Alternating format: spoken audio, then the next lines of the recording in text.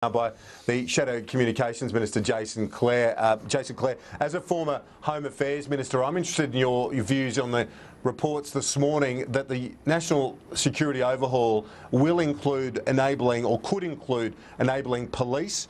This is the front page of the Australian today, to enable police to conduct surveillance operations and collect evidence in war zones such as Syria and Iraq. What do you make of that suggestion? I guess the question is, how would that happen?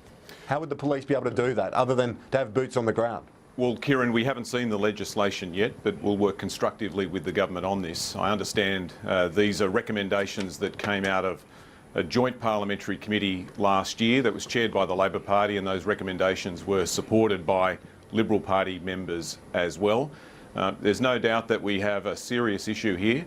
If you have Australians overseas that are fighting in a foreign war that have been radicalised and pose a risk to Australians if they return to Australia, then we need to make sure that our laws are able to meet that risk. That's no mean challenge, but we're very keen to work with the government on this to make sure that we've got the laws we need to protect Australian citizens.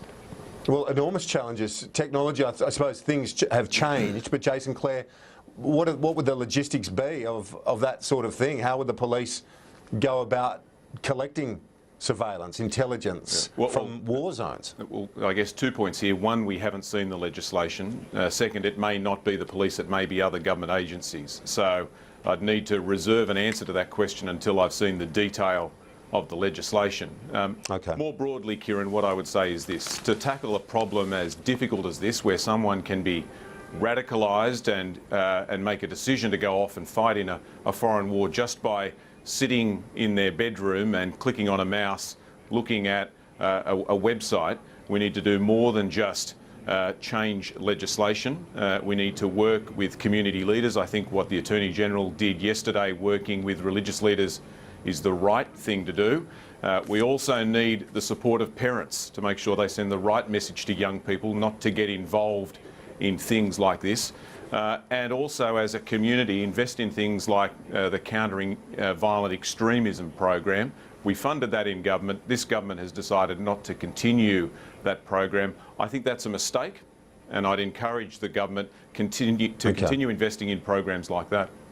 Quickly, we're under a minute left, but I want to ask you about the suggestion in Fairfax reports today that Australian officials are secretly screening out asylum seekers via video link on 2 vessels north of Australia at the moment. What's your take on that? Well, here's the problem. One, we don't even know if there's a boat out there. We don't know how many people are on the boat. We haven't had it confirmed where they're from or whether they're seeking asylum, whether the vessel's in distress, whether Australian Navy personnel or Customs personnel have picked them up. There's a simple approach here. The Australian government should tell Australians what's going on. Give us the information. Don't treat the Australian people like mugs, and that's what this government is doing. That's what they did before the election on things like the doctor tax or the cuts to the pension. There's a pattern of behaviour here that we're now seeing in this area too, where they're refusing to tell the Australian people what's going on, and my message would be front up and tell Australians what is happening. Jason Clare, thank you. We're out of time. We've got sports.